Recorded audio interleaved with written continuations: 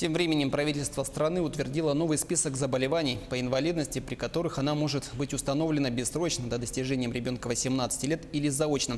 Как изменится жизнь людей с ограниченными возможностями, узнала Кристина Якупова. Егор Михайлович дважды травмировал ногу, еще в молодости. Со временем в конечности образовалась опухоль. Ногу пришлось ампутировать в Московском онкологическом центре. Долгое восстановление и ежегодные комиссии. Раньше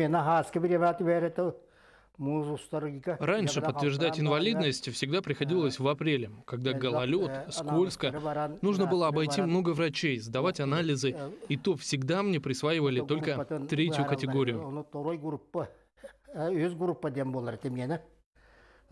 Лишь спустя 30 лет, выйдя на пенсию, он, наконец, получил бессрочную инвалидность. Уже почти 20 лет как на бессрочной инвалидности. Отдыхаю, рад, что теперь стало проще. Таким, как Семен Михайлович, теперь действительно станет легче. Инвалидность устанавливается бессрочно уже при первичном обращении. Напомню, ранее инвалиды первой группы получали категорию на 2 года, а второй и третьей групп на 1 год. Переосвидетельствование же проводилось не ранее, чем за 2 месяца до того, как истекает срок инвалидности. В новом, изменении здесь, включен этот перечень, он изменился.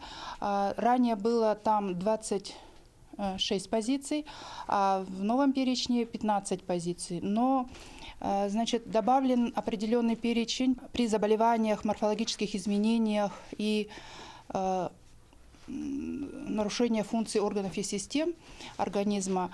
Можно установить инвалидность бессрочно при первичном освидетельствовании.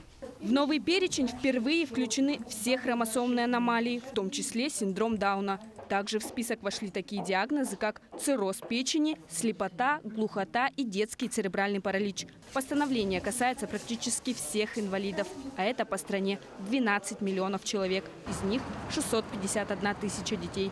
Кристина Якупова, Николай Необутов, Якутск.